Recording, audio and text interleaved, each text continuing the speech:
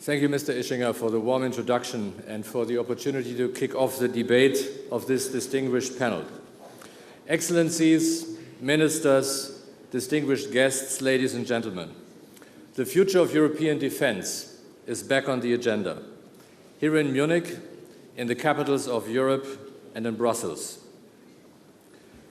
Last December, at the European Council, defense ministers and heads of state came together to discuss security and defense. They noted in their formal conclusions that defense matters. Of course, these are just words, but words are the prerequisite for action. At the same time, we all know very well that in no area of European policy is the gap between rhetoric and action as wide as it is in defense. So let me do a little bit of stock taking. Let's ask ourselves, what are the gaps that hold us back? What is their nature? What is left to do? And what will it take to get it done? In my view, there are three gaps the European Council and by extension Europe's governments need to address. Gaps in military capabilities, gaps in industrial capabilities, and gaps in productivity. Let me consider each in turn. First, gaps in military capabilities. Mission Unified Protector in Libya exposed the gap in the operational capabilities of Europe's militaries across the front lines, including fighter bombers, surveillance, refueling, and drones. Europe militaries were underprepared for this out-of-area mission. More such missions are likely. Unlike 20 years ago, Europeans today are active in multiple peacekeeping and stabilization engagements. NATO Secretary General Rasmussen has indicated that Europe must take on a greater share of the burden. The US pivot to Asia will require Europe to step up its contribution to NATO. Small wonder then that 56% of decision makers we surveyed at a defense summit last year believe that the demand for European defense capabilities will increase, further widening the gap. And it gets worse. The threat environment is much more uncertain than in the past, and the front lines are shifting in an unprecedented way towards the area of information technologies on which governments, industry, and society depend. We just heard the panel. The good news is, on this gap, Europe is beginning to make some progress. The European Council has encouraged proposals from several pan-European agencies to develop capabilities in air-to-air refueling, a particularly sore point in Libya, cybersecurity, satellite communications, and unmanned air vehicles. These developments are highly positive. Some are long overdue. The news regarding the second gap in industrial capabilities is not quite so good. From industry's perspective, the internal European market for defense remains troubled and is hampered by the lack of an industrial strategy. For lack of a collective medium to long-term vision, the iceberg that is Europe's industrial and technological base in defense is slowly melting away. Or in some cases, being chopped away. In the past 4 years, some 23 billion euros, or 7% of the total defense spending, have been lopped off budgets. Costs for personnel eat up about 50% of defense budgets, operations and maintenance another 30% or so. This doesn't leave much room for equipment, technology, or R&D. Most of the remaining 20% of spending, and in some countries all of it, goes to projects that were set up decades ago and are still running. No significant new projects are on the horizon. European nations spend only 1.2% of their defense budget on research and technology, well below the EDA's target of 2%.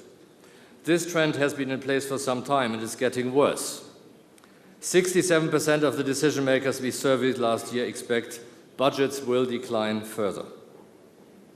Despite some decisions towards a common market, no common industrial strategy is visible. Common market directives on defense and security procurement and intra-EU transfers of defense-related products have been patchy and only implemented half-heartedly. New defense products still often have to be certified in every single member state. State policies on industry and mergers are nationally oriented. What about the third gap in productivity? Americans often talk about getting more bang for the buck. Here in Europe, we must get more combat power for our euros. Europe spends less than half as much as the US on defense, but more than 80% of its spend is administered nationally through 28 national defense budgets. As a result, Europe's defense assets are highly fragmented. For example, Europe has 6 times as many weapon systems as the US. To improve, Europe's governments must collaborate more on defense procurement. Over the long term, we estimate that through pooling and sharing, or smarter defense, economies of scale of up to 30% of investment are possible. However, demand-side cooperation can only go so far. Europe must also be ready to address the fragmentation on the supply side through segment-specific consolidation. Many defense subsectors in Europe have lots of small subscale companies, preventing the industry as a whole from reaching world-class economies of scale and scope. The US experience, in particular the wave of mergers set off by the famous Last Supper meeting in 1993, has shown that a shakeout can be helpful. Yes, only those players with strong margins and streamlined portfolios will survive, but consolidation can create a healthier and more efficient sector. To accelerate progress on these gaps, the military capability gap, the industrial capability gap, and the productivity gap, 2014 needs to be a year of action and implementation, not just declarations. Europe needs to do more with less. Only more productive defense can close the gaps between our responsibilities and the capabilities and funding we provide.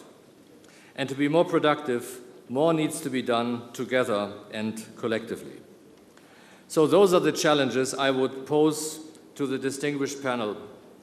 To sum up, is Europe as a whole, are the individual nations ready to close the gaps? Are large countries like France, the UK, Germany ready to step up and lead? Is industry ready to deliver a more efficient set of programs and products? What can industry expect in terms of funding perspective and an industrial strategy from European governments? In short, ladies and gentlemen, what is the future of European defense? Thank you very much.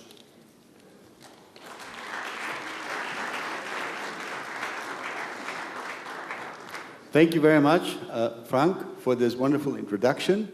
We are now going to remove the lectern, please, and set up an additional chair. And I would ask our panelists and the moderator to take their chairs on the podium.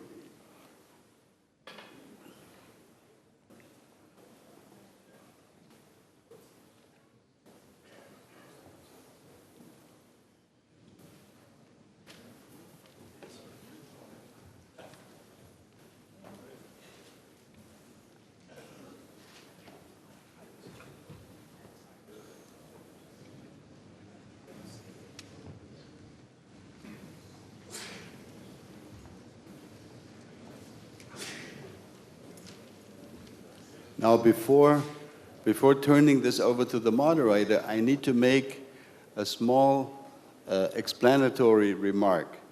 Some of you may have seen an earlier draft of this program, and as the moderator, you could read the name of Volker Rühe. Now, this moderator doesn't exactly look like Volker Rühe. Instead, this is well-known Javier Solana, who has participated here, I don't know how many dozens of times. The reason we had to change the moderator is that Volker had a small accident and had to cancel his participation. We wish him well from here. I'm delighted that Javier was willing to jump in, literally within a day's notice. You're really a good friend and wonderful supporter, Javier. So over to you and to your really very impressive panel. Please. Thank you very much, Wolfgang. I want to wish a good recovery to the real moderator. I'm just a spiritual moderator, if I may say. I think we have to start from 3 or 4 issues that I think are very important. The first, for the first time in several years, the European Council at the level of Prime Minister got together in December 2013 and devote most of the summit to the question of security and defense. I think that was a very important event after having spent all the years after the crisis talking about euro, etc., etc. And I think the time was right to have a conversation and even take some decision on the matter of security, and in particular on defense. Now, the second thing we have to consider and to have in mind, which I think is important, is the speech of the Minister of Defense from Germany. It's the first time that she speaks in a gathering of this nature, and it's the first speech he gave publicly, if I'm not wrong, about her portfolio after the coalition was established. I think that what she has said is encouraging, very encouraging, the manner in which she had addressed the question of security and defense in Germany. And the third, to what Frank has just told us about what is seen from McKinsey, or the gaps and the difficulties that still we have in front of us. So with that 3 points of reference, Janine, would you like to start? And Janine is Minister of Defense from the Netherlands. She was last year with us already, and she has a lot of experience. I let you open. Well, I'm 1 year in office, so, but yes, I used to be a member of the European Parliament, and that's why both of us Europe has a special place in our heart. And like the new German minister, who had an excellent speech, I would say that European cooperation in the field of security and defense is no longer a choice, or even worse, a nice to have. It is a necessity. And I said this last year, and I promised myself that I will repeat this message as often as I can to overcome the political and practical obstacles. Because, you know, for a long period of time, there was no need to seriously question the Western security policies. Our geopolitical dominance provided sufficient deterrence, and I think that we all agree that times have changed by now. The world has become more complex, less predictable. New powers are gaining influence, and with all those new powers, or new and emerging powers, pursuing their own interests, and you cannot blame them for it, but it is high time for us to stop sitting back and to relax. Fires are burning around the world, and we have to be aware. Now, within this framework, the one obvious for me is that the West has no time to lose when it comes to reinventing its strength. As debated at the Security Conference in Halifax, if democracies won't, alternatives will. And within this context, it is of crucial importance to keep NATO fit, sharp, and flexible. However, NATO's continued success is definitely not self-evident, and in my view, Europe has a role to play here. It is high time to position Europe as a credible and convincing security provider in our immediate region and beyond, and by doing so, finally meeting the European commitment as a reliable and capable ally. So European countries will have to carry their share of the burden, including sharing the risks.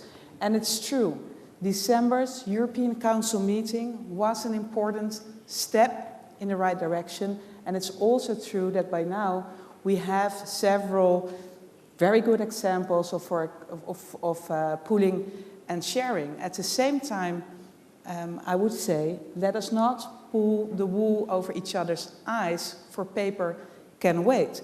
Power will also need to reside in enforcement, in acting accordingly all over Europe, and thus a clear sense of urgency, not in some, but in all European nations.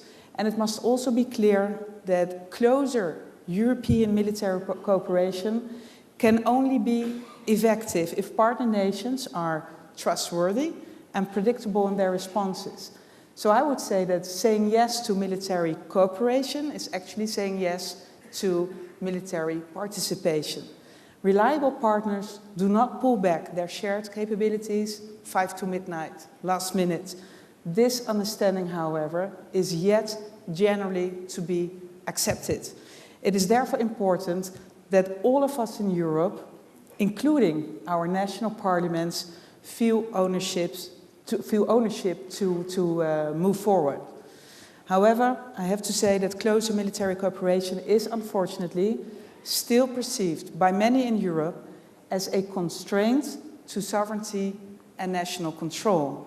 And this is an important issue, and it's an important issue that was not dealt with by December's European Council meeting.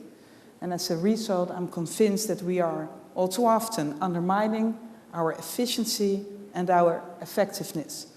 And bottom line for me is that if we want to protect our sovereignty through military means, closer European cooperation is indispensable, because only then we will be able to benefit from economies of scale, only then we will be able to benefit from enhanced military effectiveness. In other words, closer European cooperation is not a constraint, but rather an enhancement on our sovereignty and security. And in closing, I would like to say that, in my view, Europe must stand ready in order to serve and to protect. And I would call upon all European colleagues, let us not hesitate, but lead. Recently, I talked to somebody and he said to me, NATO is 65 years old, but NATO cannot retire, NATO cannot even slow down. And here we are. Europe has a key role to play. As I said, if democracies won't, alternatives will. Thank you very much, Janine. I would like to put a question to you. Let's see how it goes, the answer. Any influence that has had in your handling of your portfolio, the summit of December? Have you received anything from your prime minister, or from when you got to the conclusion that has changed your way of doing things after the conclusions of December? No, like I said, December's European Council meeting was an important step in the right direction, but you might call it a baby step, because we have to work hard to get finally I got it, words. Okay. Tom. Tom Enders is the chairman, CEO of Airbus, a very committed European, and he wants to put as much as his energy, he has a lot, to help to construct European defense. Tom, the summit, you got something from the summit? Well, first, thank you very much for inviting not one industry man, but two industry men to the panel. That is remarkable.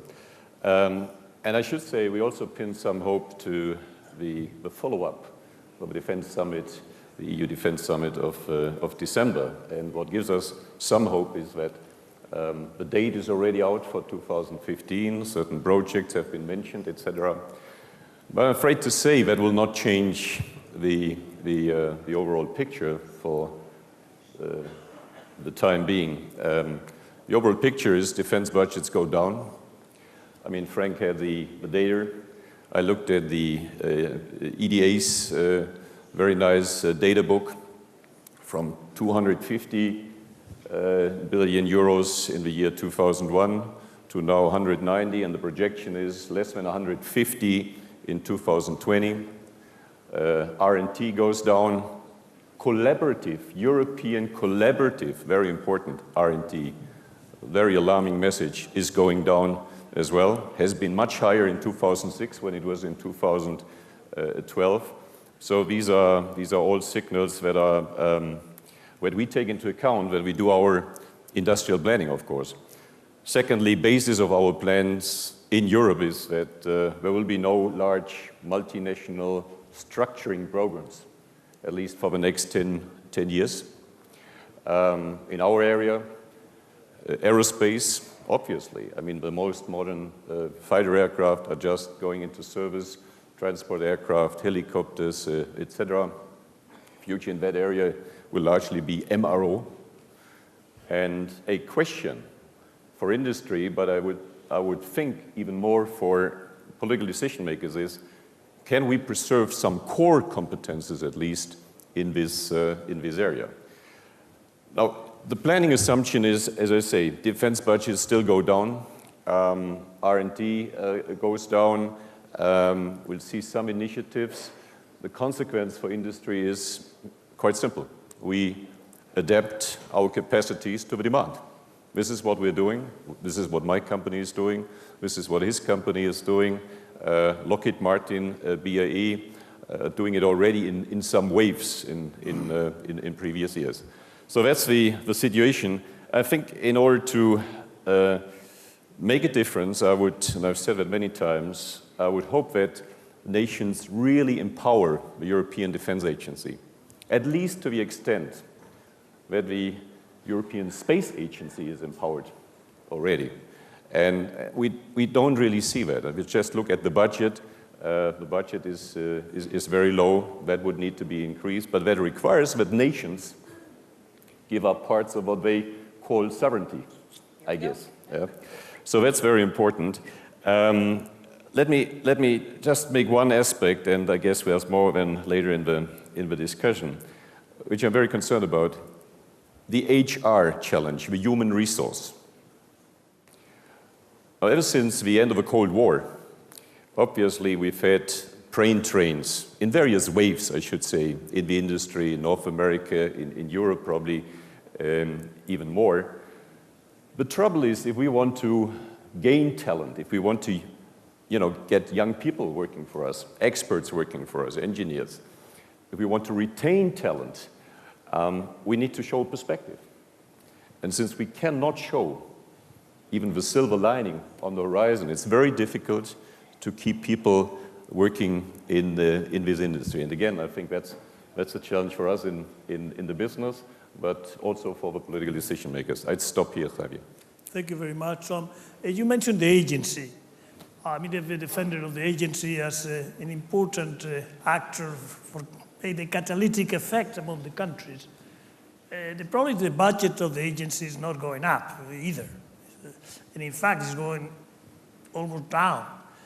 That is really that the members of governments which are here and everybody which is here should be very concerned about. If the agency doesn't provide the collective work on capabilities, on some of the primary tests, etc., the R&D, it will be very difficult to put anything forward. Joe, you are the CEO of Raytheon, American company. How do you enter into this debate?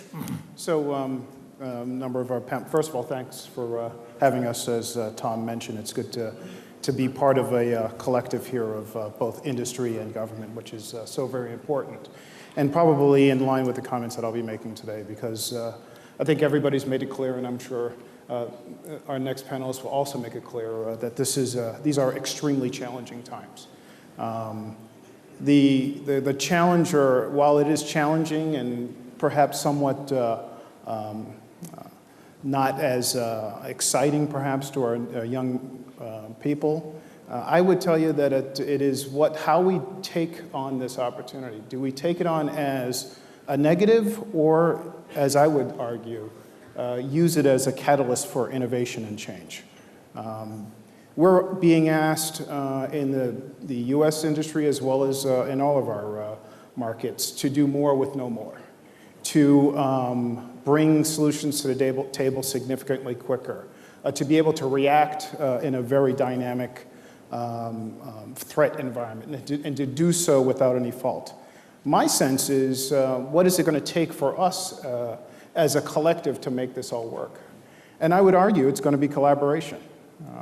It's going to require us all to take the time to think through what all of our prospective challenges are, be it jobs, be it technology, be it industrial capability and content and capacity and intellectual capacity. And we're going to have to take all of those things together and let that form the synthesis of the ideas in our approach going forward. My sense is that that's the way we have to proceed. We can all take the time to talk about those kind of material things that we've done of late with respect to capacity and reducing capacity. But my sense is we can do a significantly better job together. And so I have a couple of examples, that I've, people often ask, well, those are highly aspirational terms, and my sense is there are examples already that in existence. I'll take a few that I can comment on personally because my company's involved. The first one would be the Evolved Sea Sparrow missile. That is a program that has been in place for some better part of 45 years, which includes a number of nations and companies here in NATO. And in its last iteration included co-production with a number, I think 10 different countries. That's an example, a concrete example of a collaboration. Another example is the rolling airframe missile, a collaboration with DEAL, MBDA, and a number of other organizations where the collective have taken upon themselves to create a 50-50 arrangement, both in development, production, and testing, evaluation, and mission support. Another fantastic example. And I can go on and on about the different opportunities and ways we can work, but my sense is that there are examples out there of how we can work together. My ask of you is, why not do more? Why not build upon the successes that we've had? The collaboration, the willingness to share both intellectual capital as well as industrial capability, and then do so as a group, and I believe as a consequence be significantly better as a result of those actions. So with that, I'll pass it along. Thank you very much, John. Pedro Morenés, Minister of Defense for Spain. Pedro, you have been in the business of defense for quite a long time, not as minister, but on armament procurement, etc., in charge of that. How do you see the situation from a country like Spain of the construction, the cooperation in Europe? Thank you, Javier. It's for me a great honor to share this panel with all the fellow panelists, and particularly with you. I didn't expect to find you here, so it's a great pleasure, and it's a good thing for Spain to have two panelists at the same time, which is really... I was not... Well, but you are here, you are there, and that's important. You are not a panelist, but you are even more important than the panelist. So, I see Mr. Robertson, who was Minister of the United Kingdom in the times I was Secretary of State for Defense. I was sent by Minister Serra in those times to a meeting who took place in the Ministry of Defense of France. We were discussing, I think it was 1998 or 1999 at the time. We were discussing then the Eurofighter and trying to convince all the countries who were seated in the dinner table to build the Eurofighter instead of other or different type of fighters in Europe. And we were not able to get that objective in those times. For me, it was an experience a little bit difficult to understand. I was a newcomer to the business. But I remember the strong words that the Minister of Germany, Volker Rühr, said to the table then, and forwarding the problems that we were going to face in the future if we do not arrive all together in Europe to come to a single program instead of several programs for the same purpose. This is something that has come to my mind. The second idea I have is in the Council of December, we were fighting for the whole year, and Janine can say that, in order to get the 3 tranches of the proposed by the High Representative and accepted by all as a way, as a tool of working in the European defense, and how strong was the fight to get the 3 panels developed in a balanced way, and in a way in which the countries who we have weaker industry capacities as others in Europe should face the possibility to work in an integration in this industry capacities without an agreement, strong agreement, and leadership in the second and in the first panel, which were the sharing of capacities and the policy, a real policy of defense. It took strong meetings to get the word balanced in the three, in the concept of the three tranches. And I sincerely believe, and it is my view on that, believing in Europe and believing in the need of Europe of having a defense, foreign policy and defense and security policy together, that it will not come to that if there is not a strong impulse for the first tranche.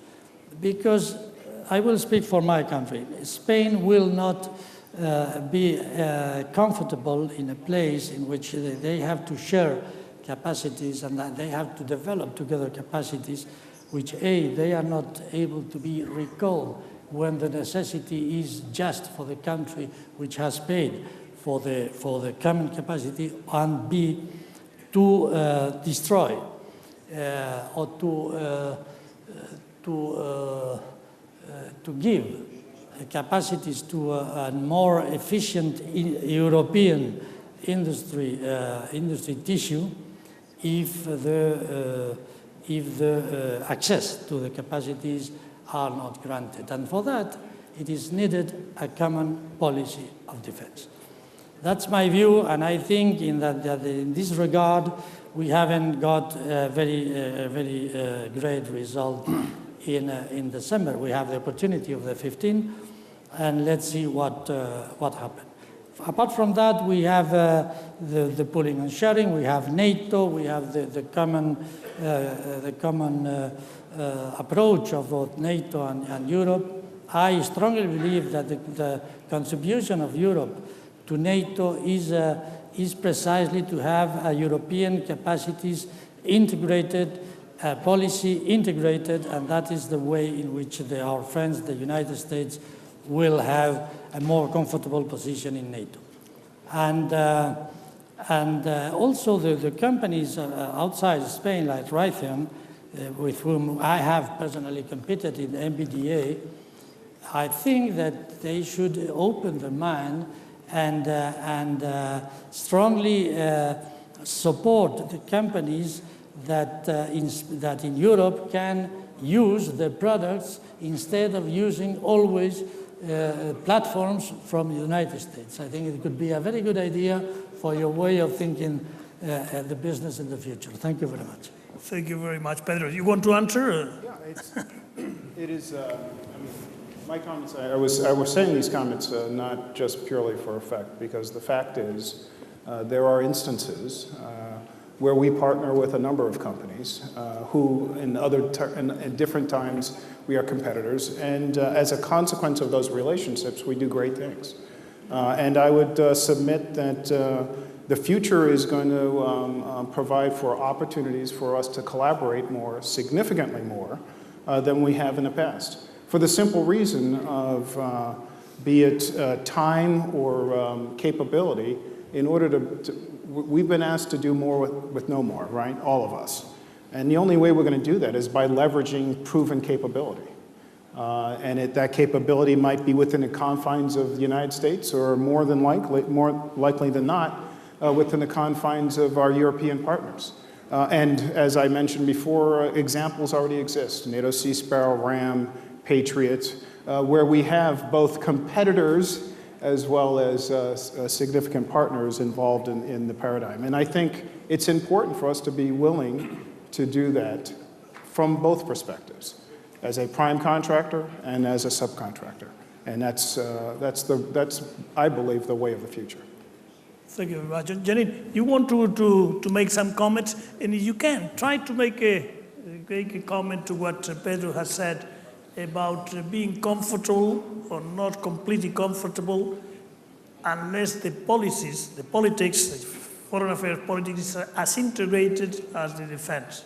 That you may have a situation whereby a country may have a problem of their own security which is not taken as a Europeans part of the security. What do you do when you need that type of capacity to have it on your own? How do you do the integration? That may happen to Greece also, for instance, that it has a problem with in the Mediterranean, which is not necessarily a problem of security for everybody.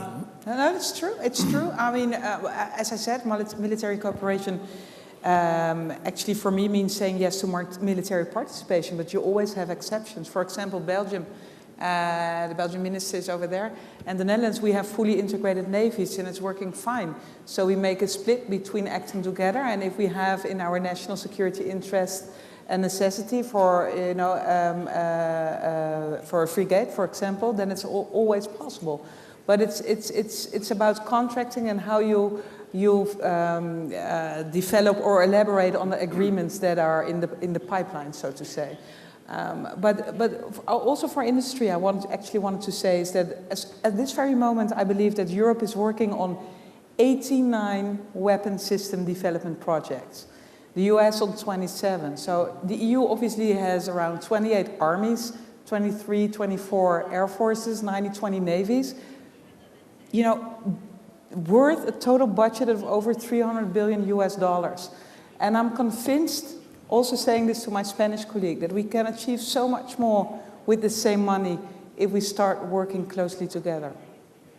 I absolutely agree, and I'm sure Tom does too. Everybody agrees on that, no?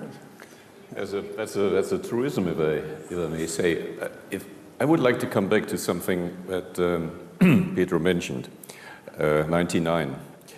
At that time, we had quite a wave of European industry consolidation following the big mergers in the US.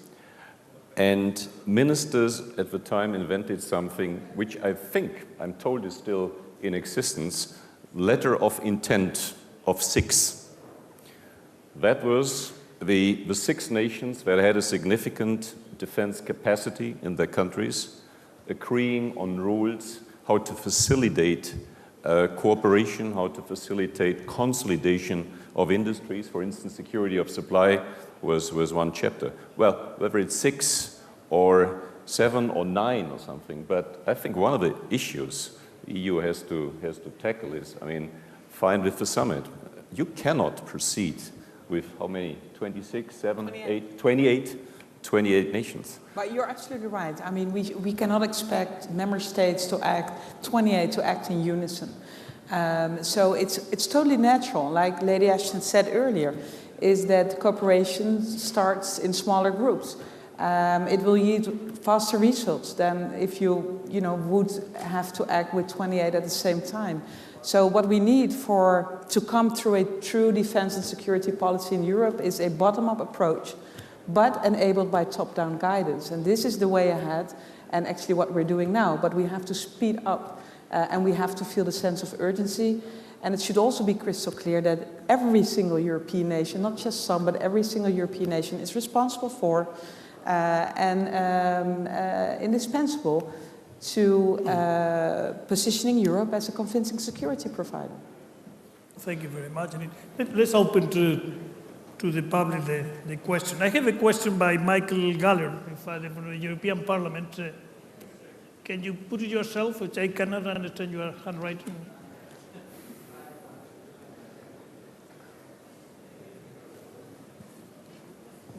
Yeah, it was a question to Minister Hennis Plasschaert, and it was just the issue that Tom Enders addressed on the summit. We couldn't agree on the security of supply, even amongst member states.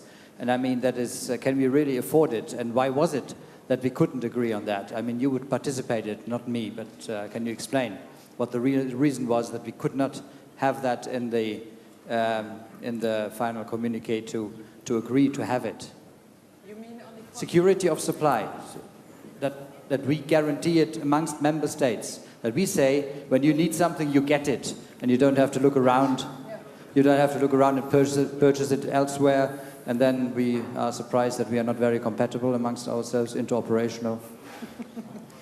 Are you talking now about cross-border market access, or just if you do not have the capacity, the other one should have the capacity? No, I would like to buy something. I would like to buy a tank from you, and you get it, and tell you in advance whatever you want amongst member states, we will deliver it, and we won't have a huge procedure like as if it were a hostile state where we see whether we'll deliver it or not. Okay, so it's about cross-border market access. This is actually the point you're trying to make, right? Is that what Tom Enders meant when he said there was something, letter of intent with regard to security of supply? That is what I meant. Yeah. Well, I'm sorry, but I did not really attend the summit because it was prime ministers only.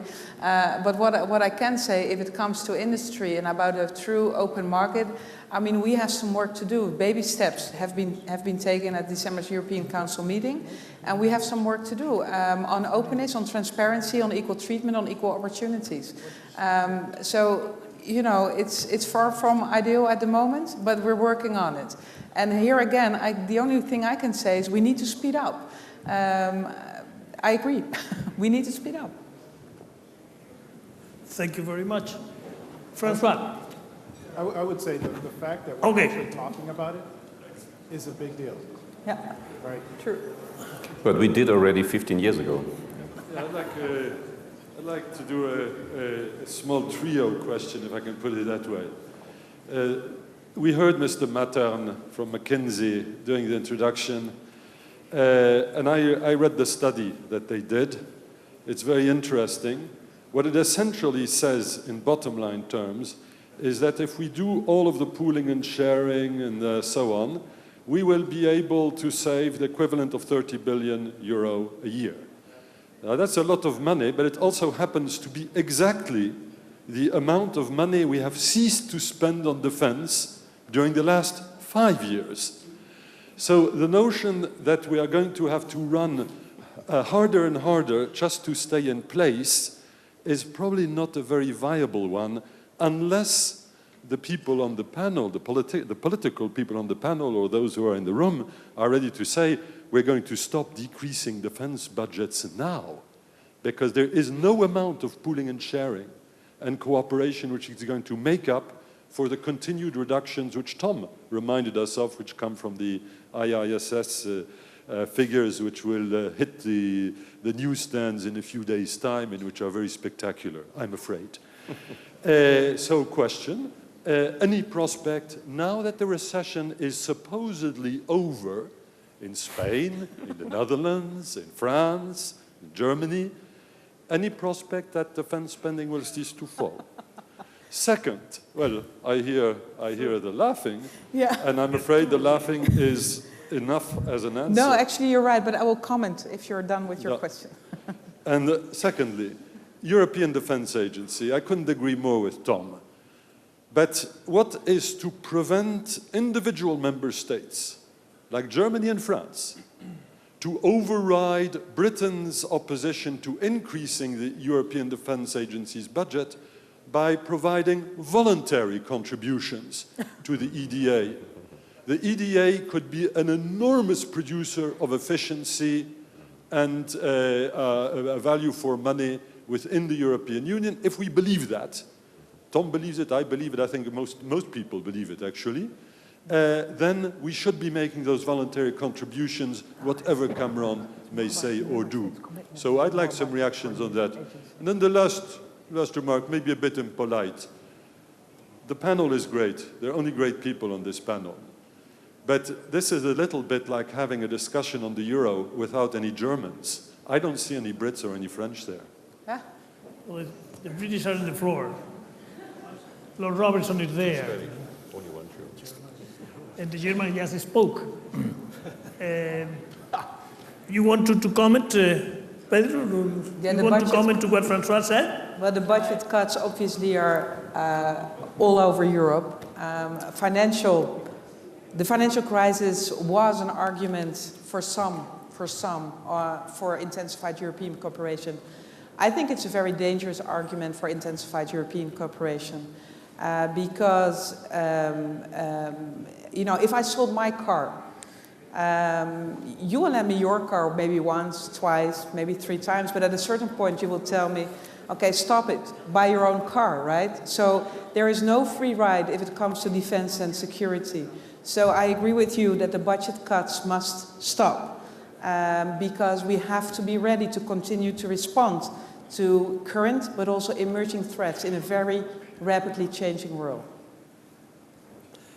But Thank you.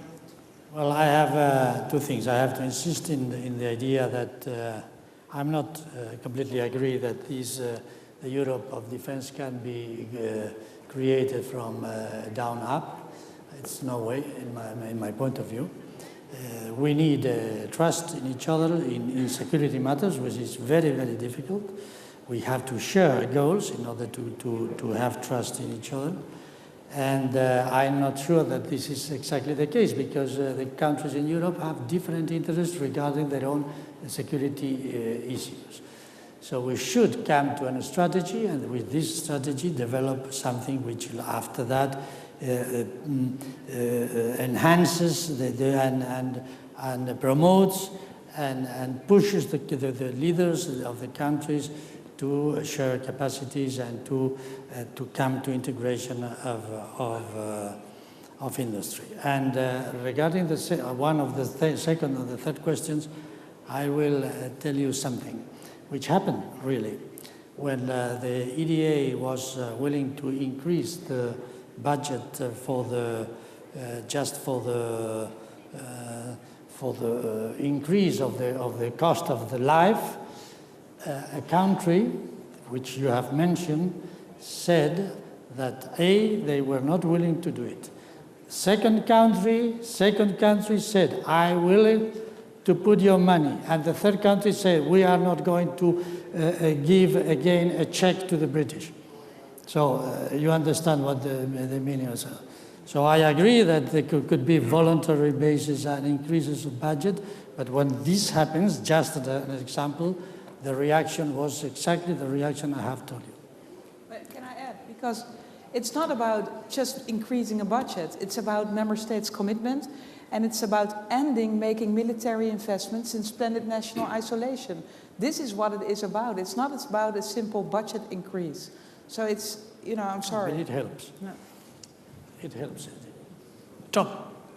Just to follow up on what François said, I mean, you look at these numbers again. Claude France's EDA numbers: 1.8% of the GDP 5 years ago, now less than 1.5. Trend going even further down. I always had the suspicion. 2 years ago, we were discussing here. That was the flavor of the season: smart defense. But smart defense was only there to serve the purpose of even further lowering the defense budget. That, if I may say very selfishly, does nothing to preserve at least core competence of the defense industrial base. Nothing at all.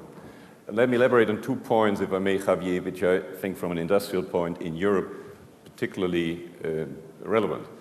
Number one, quite naturally, with the budgets under pressure, nations, governments have a tendency to further squeeze industry. Why don't you bring your own money to finance this development effort, et cetera, et cetera? That is dangerous because there's a term, which of course not the Europeans invented, but the Americans: healthy industrial base. That means you have to give industry a chance to make some good money on this business. And we are in a situation in Europe where almost all industries today are privatized or overwhelmingly privatized. So industry has to make, terrible thing to say, money out of defense. We're not there for patriotism, we're there to make money. So if that tendency leads to squeeze the budget, squeeze the industry, you will see even further thinning out of the industrial base. And the second point, we're talking a lot about multinational cooperation, and yes, we need more in Europe, but we have to take the experiences that we've made in the last 10, 20 years particularly into account. And that means multinational cooperation has to be organized in a way where we can really deliver a certain product or technology on time and on budget. And that requires that we move away from what is still haunting industry in Europe, the juste retour principle. I want my money back. And that always leads to compromises. You give work share to somebody who's not really up to the job because somebody has to be satisfied. We have multinational project organizations that further blur the picture. So we need to be serious if we were to have the money in the budget to go into additional or new multinational projects like the ones that the European Defence Summit has mentioned, that we get the setup right. There's plenty of experience. I, for one, can say I will not sign any defense contract, multinational defense contract in the future that comes with the same faults and deficiencies that we have been suffering from for so many years. Thank you very much, Tom. I have the Minister of Belgium, Per. You want to ask for the floor?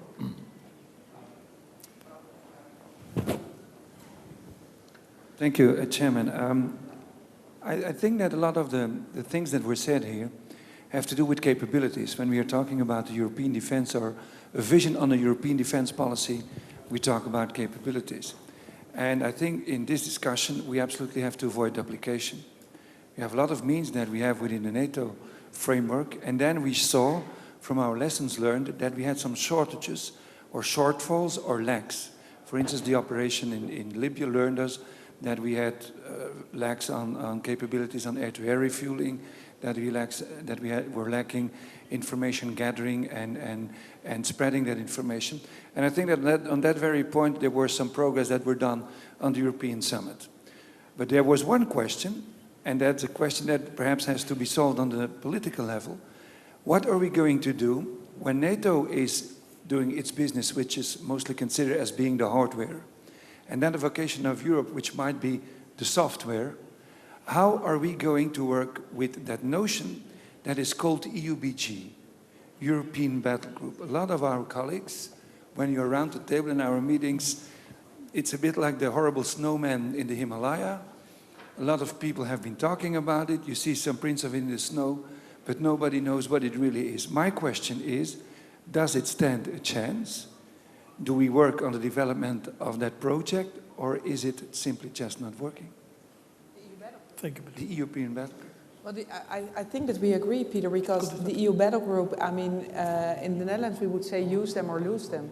So we also agreed upon we were not there because our prime ministers attended the council meeting, but we also agreed upon that decision-making is too cumbersome and that we have to change decision-making procedures, etc., make it more flexible, and to make sure that we can use the EU battle groups in the future instead of having them around but not using them. So use them or lose them. This is the only way forward.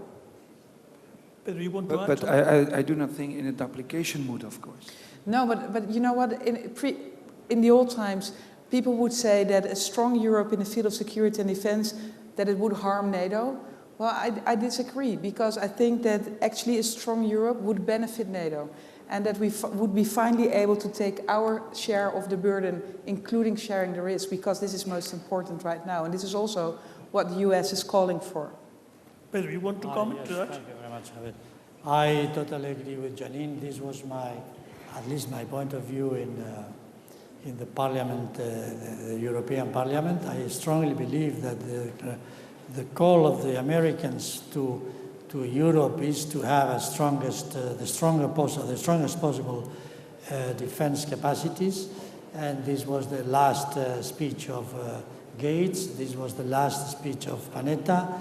And I think we should do something. If we do not have the capacity to finance stronger defense budgets, at least we should do the work to be more efficient ourselves, in order to be more, to get the efficacy that NATO needs. But I have to insist that you have mentioned, Peter, the second tranche, which is the idea of the battle groups and all these things.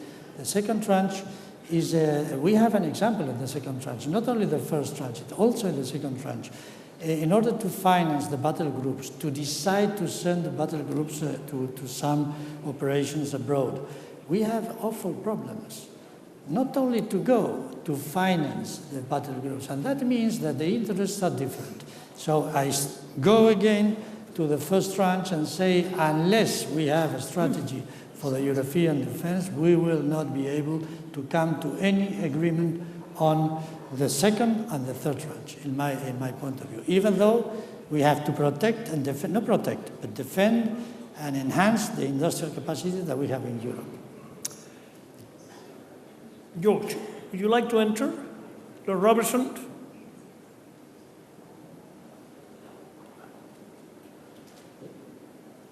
I did not come here to speak, but I feel obliged to in many ways. You didn't come here to take the sun, no? Yeah. Rudolf Scharping and I were reflecting that not only have we heard all these speeches before, we've made these speeches before. So I may represent the United Kingdom. I do not represent the United Kingdom government, but I would suggest that actually what Francois Heisberg said about voluntary contributions to the EDA is a way of getting round the veto power of the present UK government. Because you and I know in NATO, we were constrained by the British and the German government in our budget to no real increases, which was a substantial problem for us. And the United States of America paid more than its share by usually paying for operations. So they were willing to make an extra contribution outside of the normal contribution, and perhaps those who believe in the EDA and believe in cooperation could do that as well. But let me just make 2 points. One is that we've not spoken enough about working with the Americans as we build up European capabilities. Frankly, the best example of multinational cooperation, expensive though it is the F-35, the Joint Strike Fighter. It's a European and American collaboration which has worked and will produce airplanes, and we should remember all the time, if we can work with the Americans on equipment, we should do so. I agree. The second thing, now I'm out of practical politics now, I don't do frontline politics, but I watch what's going on. You won't get any increase in defence budgets in Europe unless you make the case for it. If the political leadership in Europe does not tell the people of Europe what is at stake, both in current threats and possible emerging threats, then there will be no more money for defence. Because in constrained budgets, if people don't think it's a priority, they simply won't vote for it. And there is an absence of advocacy about the kind of threats that we face and how people need to be protected and made safe. And unless that is done, then this debate about reducing budgets will go on for the next 50 years of the Munich Security Conference. Thank you, George. I would like to give the floor to the chairman of the Defense Committee of the Bundestag, which is, I don't know where he is. Yeah, exactly. Peter? What? Hans Peter. 37. There. I didn't. Wir wollen ja, ich mache es auf Deutsch.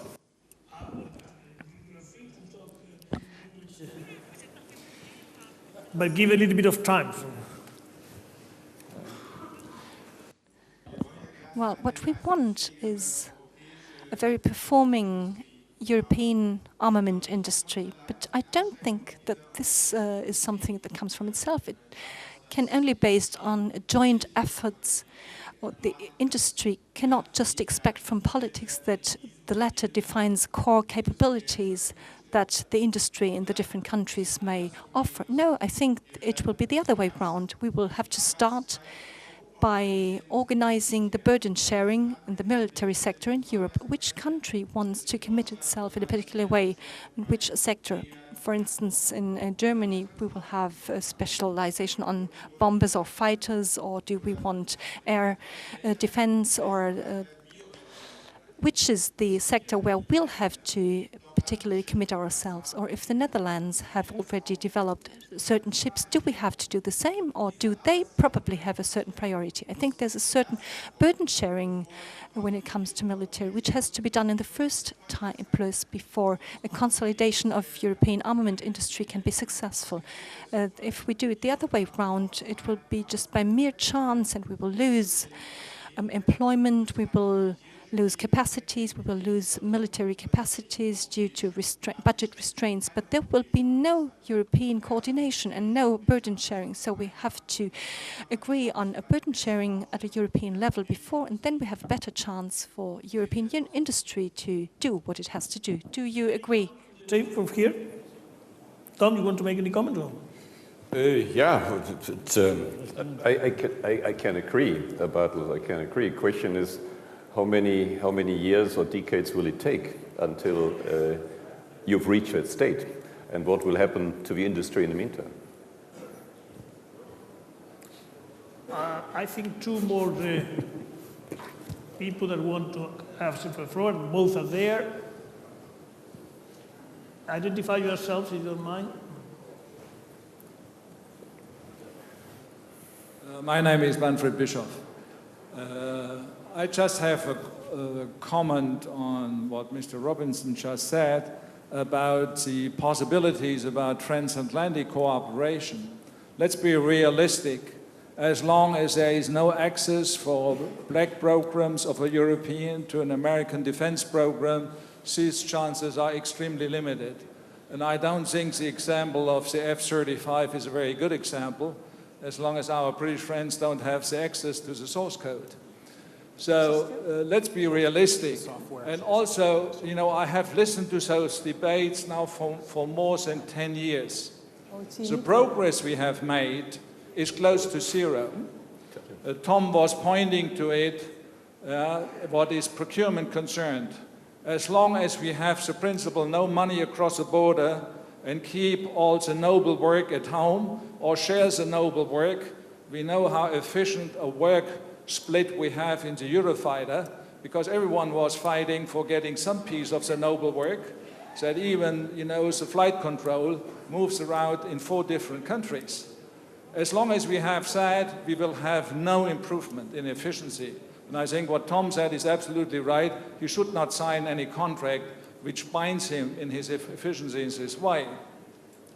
And you know, the background is, as long as politicians are not willing for the individual nations to forgive an element of sovereignty, an element of guaranteeing workplaces in their individual constituency, as long as that doesn't happen, it won't work.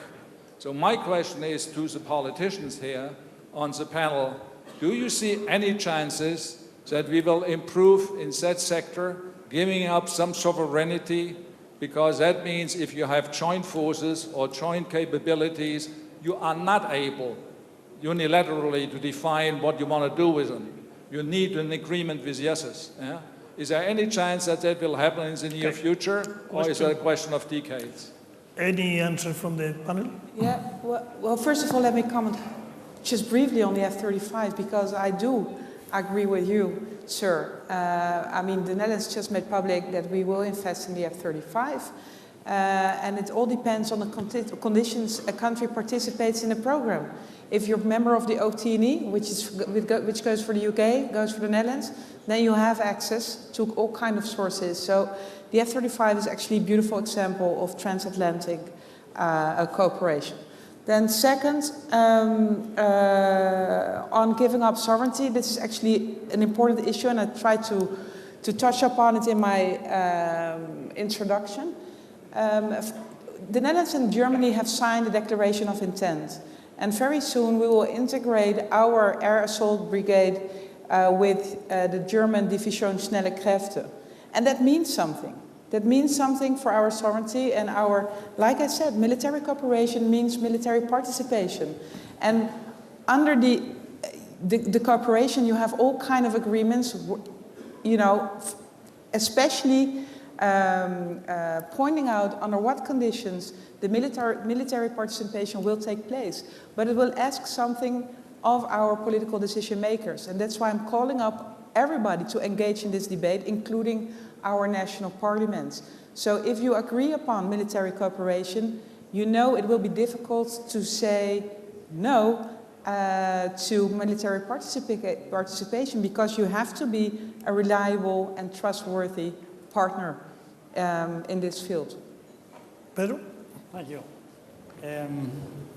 I think that first of all we should, as politicians in charge of the ministries of defense, listen carefully to what our military people say regarding the way in which they professionally face the risk and threats that the country or the group of countries will face.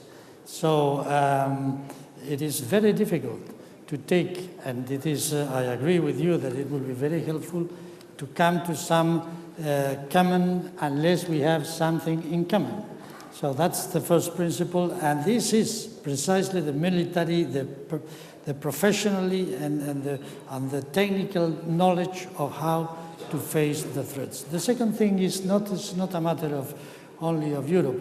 In 1997, I visited the United States, and the Undersecretary was Hamre. Hamre told me that the only thing that I should do as Secretary of State in Spain should be to get the companies, the industrial companies, ending the programs in due time. And second, that the development of the military programs with the industries should take at most 5 years instead of 25 as usually they take. Finish? Yeah. Hans. My name is Kurt Lauer. In the 70s, 71, 72, I worked as a researcher for Manfred Wörner, exactly on the issues which are discussed today: European defense cooperation, cooperation of platforms, sharing cost. And before you go further, and I think the discussion is very valid and important, you have probably to analyze what went wrong in the last 45 years that we didn't make any significant progress. What do you think is different this time as opposed to 40 years ago, which makes you optimistic that it will work this time? Any comment? No. Yeah, well, because we live in a global village. Yeah. But we have a time to answer. As we speak, the balance of power is shifting.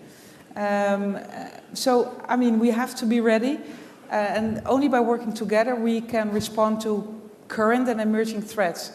And I'm convinced about this, and I'm also convinced that the definition of sovereignty was in our way of moving forward. But now we're finally coming close to a certain point that we finally understand that we maybe have to define sovereignty in a less traditional way, and that we have to regard sovereignty or European cooperation, close military cooperation, as a way to protect our sovereignty and security. And this point, we're coming close to it, and I'm convinced that we will get there, but it will take another few years. But you want to say something? Well, I fully back Janine's remarks, and perhaps my only view is that it is better to do things because you are convinced intellectually to do it than for pure necessity. And I think strongly that the scenario of a necessity to be together in Europe is a scenario that it is very, very tough. But then I strongly believe that as the environment that we are facing these years is really different from that environment 15 years ago, we should, with our own responsibility as political responsibles now of our countries and of Europe, to take decisions for a strongest Europe, because if not, the necessity will be there in a more stronger way. Thank you very much. Thank you very much to the members of the panel. That's been a very good debate. Thank you very much. Thank you.